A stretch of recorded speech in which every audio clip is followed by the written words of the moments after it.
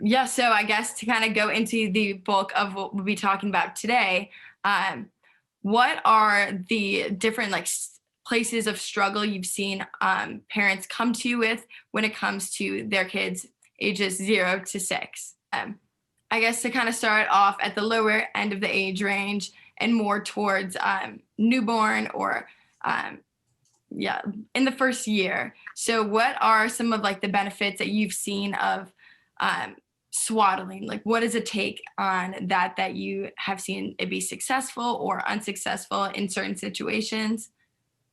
Yeah, yeah. Swaddling is a great tool when at the beginning. And so there's also research that shows that in general, swaddle babies tend to sleep better and sleep longer. It's also been found to be a protective factors for SIDS. But basically, in the first few months, often what we're trying to recreate is the kind of what it was like in utero. So just kind of what babies were really touched and very cozy in the womb. And so being swaddled tends to represent that or recreate that. So that's helpful. So it's that consistent like environment that they're used to that goes back to the importance, like you were saying, of having that routine and really having a conducive sleep environment. Yeah, so thank you for sharing. So one thing that I came across an article a couple days ago about how parents' mood affects their children's sleep. So could you talk a little bit about that? Because I know there are some parents who at the end of a long day, maybe you are stressed, upset, but how could that have an impact on your child when you're putting them to sleep? Yeah, so there's definitely a couple of scenarios where we see that happen. The end of the day is a really good example where as parents, we're tired, right? And our kiddos are tired too. And so sometimes we're kind of ready for baby to go to sleep. So then we can move on to the rest of our night, or we can move on to going to sleep ourselves. But yes, kind of being able to, during that bedtime routine, being able to be present and calm, right? Like us as an adult, like being calm goes a long way in helping the child calm as well. And so being calm and being present really sort of sets the tone. I often say kind of to parents, okay, during that bedtime routine, put the phone down for that 20 minutes and it's going to pay off, because that 20 minutes of having a good connection and quality time will kind of fill up that baby's cup, and then they're going to be more ready to be able to go to sleep and kind of finish the day. So yes, I always kind of try to keep in mind, like what does my voice sound like? What's my breathing like? Like what am I projecting in terms of energy? And yes, we do kind of during that bedtime routine want to have a calm energy. Yes, exactly. Perfect. So another thing that we've kind of seen with like infants going to sleep is, or I guess more so if you think of like toddlers, is the transition from 2 naps a day to 1 nap a day. I don't know if anyone here is experiencing that or going through that right now, but there are a lot of transitions when it comes to sleep throughout different ages. And I guess that's a milestone, one of them. So do you have any advice on how to make that transition easier? Yes. So that is definitely a big transition. So the first tip would be to say to sort of wait until baby's actually ready to do that. And so often that transition to 1 nap happens after they turn 1, so somewhere around 15 to 18 months. But of course, sometimes it happens before, sometimes it can happen later, but typically it's after they turn 1. And what we want to see is kind of want for them to tell us they're ready for that transition. And usually the way they tell us that is that this 2 nap schedule that's been working pretty well is starting to break. So they skip the morning nap, they fight the nap, or they skip the afternoon nap. Like something starts to not work. And we're waiting for a pattern, not like it happened one day, it must be over. Like we're looking for, okay, like in the 7 of the last 10 days, we've had, issues with those naps. So that would be the signs that I'm looking for, is that our 2 nap schedule is kind of falling apart. And then once we have that, then we can start to help. Our goal is to end up with 1 nap that's going to be in the afternoon. And so we want to shift 1 nap to be in the afternoon. And either, depending on which nap they're skipping, we either kind of push the morning nap later and later until there's just 1 afternoon. Or sometimes if they take a super long morning nap and then they won't take an afternoon nap, then what we do is we start to reduce that morning nap. We wake them up to sort of bring back an afternoon nap. Yeah. So there's a couple of ways to do that, but yes, we want to kind of look for those signs, and then we want to kind of commit to moving toward an afternoon nap. And it's a big transition. Like it can take a few weeks for their bodies to adjust to this new rhythm. Yes, exactly. Well, that's great advice. And I feel like it's definitely, like you said, very different for every situation. It probably happens at slightly different ages for different children, but kind of knowing their routine and kind of seeing those changes, will be super beneficial. So thank you for sharing that. So we are going to switch over really quickly and bring on Dr. Leah, and we'll be back. We'll be doing a little bit of the back and forth. Yeah. You don't have to switch. Tight with. I just had a Absolutely. question. So you could even just repeat it on IG Live if you want to, but so during the polls that I did asking about what was the most problematic time period for sleep. Perfect. So Instagram Live, we believed it was going to be able to do 4 people at a time. So that's why we have these transitions, but thank you all for being with us. So right now we're going to ask Leah a little bit more about her advice on sleep patterns. And no, I was just going to say, you can just keep Marie-Eve on and I'll just pop in a question. So we did this poll of some followers for Bump a Baby on like Tuesday, and people actually thought that the time period of where it's hardest to join is like 3 to 4 months old. So I was just wondering if Marie-Eve could speak a little bit about that. And then also, like, one of the questions was like how to get your children to nap for a longer Just period. kidding. We are actually going to bring back on Marie. I think we're having some technical difficulties. So welcome back again. We'll keep going on moving forward. So also, if anyone has any questions, there is at the bottom of your screen, there should be a little question mark bubble. So if you do have any questions for Marie-Eve or Leah, feel free to write those there, and then we can answer them to the best of our abilities at the end of the stream. So another thing that we've kind of seen in having like a nightly routine is with like it centers around feedings. So if mom is breastfeeding, what can dad do to help the nighttime routines and kind of be more involved in the sleep process? Yeah. So I think it depends when the feeding is happening in the routine. If it's the very last thing we do and that's how baby falls asleep, then baby's asleep. But sometimes what we do is kind of set it up so that the feeding is a little earlier in the routine, and then either parent can help sort of finish sort of the routine. Another way to think about it is that when there's feedings at night, and we're nursing, so the partner can sort of do everything but the feeding, and so kind of set it up that partner goes and gets baby, changes baby, bring baby to mom nurses, daddy takes baby again, and help baby kind of resettle and kind of go to sleep. And so trying to think about how do we minimize what mom is doing, and so trying to help before and after, and just mom is doing the part that she needs to do. So that's definitely a way that partner can help. Also as well, just helping, maybe giving mom some rest, right, at times, whether it's maybe a little bit in the morning or however it works for families, but trying to figure out how to take turns so that hopefully everybody can get a little bit sleep. Yes, exactly. Perfect. So, and one question that we've seen recently is, what do you do if your child is waking up so early, like way too early in the morning? So if your child is waking up hours before you normally would be getting up, what should you do to fix that?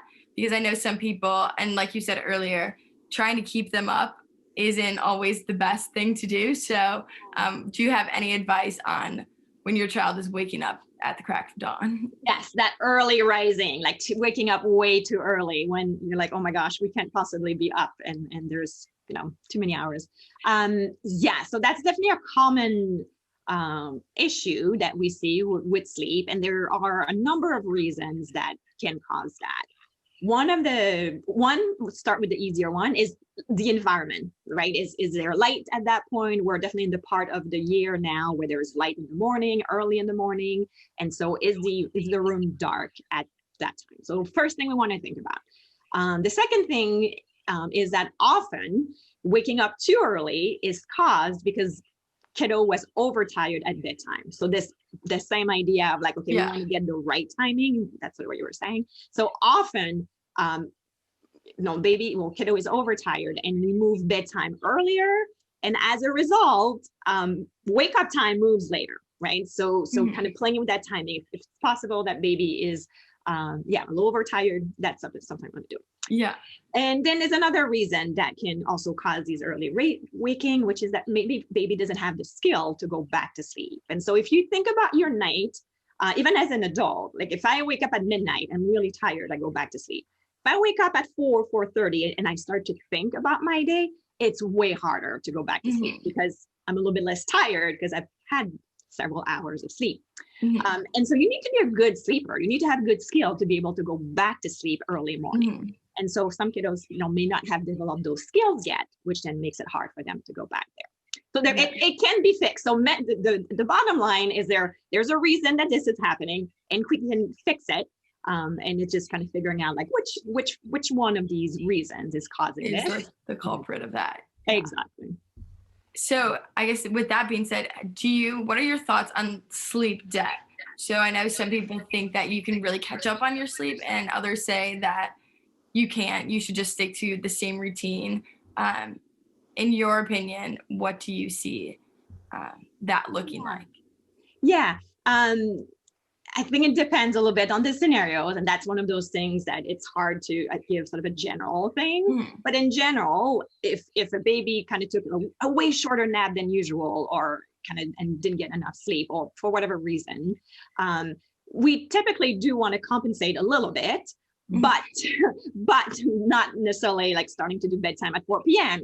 So there's definitely a gray zone in a bit of a case by case where keeping them too long, once again, getting overtired is not helpful, but we also want to kind of follow sort of where we're at. So it's a little bit gray and kind of depends a little bit on what's going on. So that's probably not a good answer, but that's because that's one that's tricky. Yes, it's more situational. Yes. Perfect. And then we actually have a few questions. So I will share them on the screen. So one is how to break baby's sleep pattern. So if you are changing up that pattern, what is some advice? Yeah. So I'm assuming that means maybe like there's a pattern of waking up frequently at night or something like that.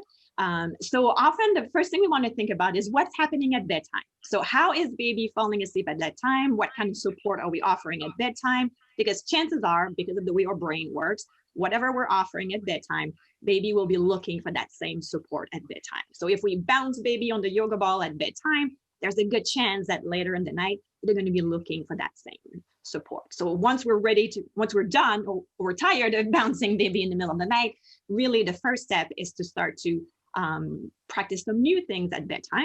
And then whatever we're doing at bedtime, then we can start to expect baby to be able to do the same thing later in the night. So bedtime is key in changing middle of the night habits. Perfect. And then we have one more question here. So my baby gets fresh at 12 a.m. and sleeps to 5 a.m. most times. How do you break that? So that's, again, kind of going on the same, more specific path there. So if you have anything additional to add to this point. Yeah, so I would think that 5 a.m. is more maybe baby just wakes up and needs help going back to sleep. And so I would kind of help them go back to sleep. And one thing I didn't say, but is we do not want to start the day at 5 a.m. So if baby is waking up too early, we want to keep baby in sleep mode, even if they may not go back to sleep at first, because if we do start the day at 5 a.m. and leave the bedroom and start being active, we're kind of reinforcing that, it was time to start the day. So we want to keep them in sleep mode. So in the short term, we want to keep them in sleep mode. And then after that, we can start to trying to decipher like what's causing this early waking and how do we sort of address it. Is baby overtired? Does baby not know how to go back to sleep at 5? Is it loud at 5? Is there light? Looking at those things. Perfect. And then I guess for kind of transitioning to the older ages, so once your kids are in elementary school, around that preschool, kindergarten age, what are the biggest struggles that you've seen, and what is some advice to help that? Yes. So when kiddos get a little bit older, often what gets tricky is bedtime, right? Kind of stalling at bedtime, coming out of bed at bedtime, one more water, one more story. So often sort of that stalling at bedtime is sort of, in order to sort of manage that. I mean, it's part of this is developmentally appropriate. That's sort of where they're at. But we want to try to incorporate some choices in our routine, a little bit, give them a little bit of control, and at the same time have some boundaries about, this is what we do and this is how we do it, and sort of be really kind of consistent with whatever it is that we're going to decide to do, because kiddos it is their job at that age to kind of test the boundaries, like where's the wall, like what, and although they test it, they also kind of want to find the boundaries, like they're looking to have to understand some of those boundaries. So figuring out what those boundaries are going to be for us, and then being able to communicate that and be firm with those boundaries as well. Yes, definitely. And I guess another thing that kind of has a lot of parents wondering what to do is the electronics before bedtime. Yes. So whether that be a tablet, phone, TV, anything of that sort, whether it's the child themselves using it or just being around it, what do you think are limitations that parents can set, and what are the effects of like screen time right before bedtime? Yeah, so the concern with the screen time is that the blue light that comes out of our phone, can affect the production of melatonin, which is the hormone that makes us feel sleepy and allows us to go to sleep. And so when screen time becomes an issue, typically the issue is that kiddos have a hard time falling asleep. Like it takes a long time for them to go to sleep. And so first of all, I mean, I would worry about it if it is a problem, right? Like if your kiddos fall asleep great and there's no problem and they sleep well, like it's clearly not affecting them. But if bedtime is tricky, then that is definitely something we want to look at. Often we say, and the research shows that kind of turning off the screen about an hour before is sort of beneficial, because once again, it gives us a bit of time for our body to start producing that melatonin. And another way to think about it is that not all screens are equal. And so if you think about like an iPad or a phone where we're really close, that has more impact because the light is closer. So if you had to pick, it's much better from a sleep perspective to watch like a TV and be able to ask the kiddo to sit further away, because about 4 feet is sort of that distance. So if you're going to watch a show, instead of watching on the iPad that's really closer to our body, doing it on a screen and where we can sit further is definitely making an impact. It's better. But in general, if this is an issue, you could try kind of no electronics for about an hour before bedtime for a few days and just see if it makes a difference. That's really interesting. I haven't heard about the distance as much, so thank you for now I'm thinking of myself if I'm on my phone right before bed, of how it affects our sleep. So even great for parents too. So is there any other points that you would like to touch on? I'm going to see if we have more questions, but is there anything else that we haven't really covered? And if anyone, again, wants to ask a question, feel free to type that in to the question. It's a little chat bubble with a question mark in it at the bottom of your screen. So here to get some good tips for our baby coming in August. Congrats. That's so exciting. And so I guess this is a great way to be kind of like to prepare beforehand. So if there's any other infant tips that you would like to share. Infant tips, yes. So if baby's coming, the 5S. So Dr. Karp, I'm assuming that's already in the library and the Dad's Club. Yes. Great. That's a great resource, but that's something that's really a good place to start in terms of learning how to help soothe kind of a baby, baby. So those 5 steps are really helpful, and kind of have a plan, just understanding, being sort of different babies with different needs, and just kind of be ready to kind of go with that a little bit, and knowing that it can change. We can help build those habits very, soon after. Yes. Yes, so Dr. Karp shares the 5 S's, which is one of the books that we cover that's in our Dad's Club library. So for every member has access to that, which is a very good parenting book. And I feel like a lot of people have come together and said that was a great resource for them. So definitely check that out. If you don't have time to read it, we have an audio summary. So that is perfect.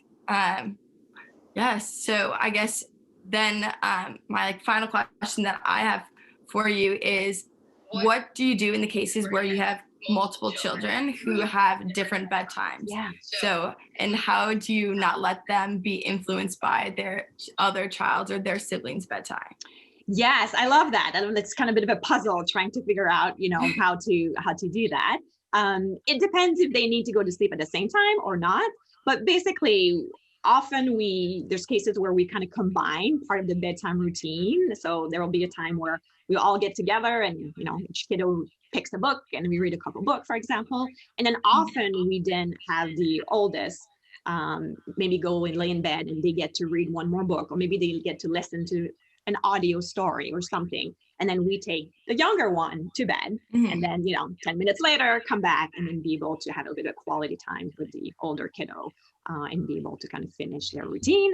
But yeah, it kind of depends on the age and what's happening. But there's ways to figure it out that we can have one parent manage multiple bedtimes. Yes, that's a good point. If they all go to their rooms at the same time, but they don't necessarily have to go to sleep at the same time, that's a good hack to get them kind of in that mode. But yeah, exactly. So some great tips. Thank you for this channel. Keep up the good work. Thank you. We are so happy that we've had Marie-Eve come join us and give all of her knowledge. Sleep is definitely one of the most important things about life in general, but also one of the hardest struggles that a lot of parents have. So thank you for that. So if you have any other points that you would like to make, anyone else has any final questions, and then if you have any questions for Dr. Leah, you can also go to her Instagram and check out Bump and Baby online, which is what you both are a part of. Yes. So if you would like to give a little bit more about what Bump and Baby is, I'm sure everyone would love to hear. Yes. Well, as Leah kind of was mentioning, it's a great resource for parents to have some movement and some classes and community, all of that. And she can do a much better job of explaining it. But yes, it's a great community for lots of resources, movement as well, and kind of taking care of us so we can take care of our families. And I think one, I think what we want to say is that there's ways to help, right? If sleep is hard, or if you're needing some support as a parent or with your kiddo, there is support there, and reach out, and we can make sleep better. We can improve things and make it so that you can enjoy your little ones as much as we can. Oh, all good. So somebody asked a question for you: is it best to create the same sleep circumstances for nap time as it is for bedtime? So, for example, swaddle, crib, darkened room, and they said that their son is 6 weeks old. It's a good question. So at 6 weeks old, he may need a little extra help for naps. So yes, I would swaddle. Yes, I would use a dark room, but it's possible that napping in the crib is tricky, or maybe not every time. And so you could certainly try that, but it's also possible that at that age, sometimes newborns need to nap in arms with a little bit more help. And so I would definitely kind of keep that sort of it's likely that at times the crib won't quite work for a nap.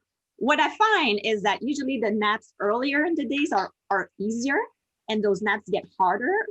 And so you have more chance of being able to put baby down in the crib for a nap at 9 a.m. than at 5 p.m. So kind of plan your day that way. So we can use the crib or the mattress in the morning. And if it gets a little harder to nap flat on the mattress in the afternoon, then maybe hold baby or use a carrier, or, go for a walk, and just kind of know that over time that's going to change. But little ones tend to need some help with later naps. Exactly. Thank you so much for answering that question. And again, if anyone has any additional questions about their situations, more particular questions about sleep, feel free to follow at Slumbertime _Solutions, which is Marie-Eve's Instagram. And then If you have any questions about exercise or anything else, also check out Dr. Leah's Instagram at Bump and Baby. But yes, in conclusion, thank you all so much. And I hope this is beneficial to everyone, and be sure to give each of these amazing people a follow after this live. Thank you. Perfect. And then Vincent, do you want me to bring you back for closing, or are you good? Okay, awesome. And then everyone, if you kind of liked any of the resources that we've talked about today, check out our Dads Club. We have a 1 week free trial. So that is our parenting resource for dads. You can get it for yourself or gift it for a new dad in your life, so that they can be as prepared as possible with great tips and a community like this for support. So check it out on joindadsclub.com.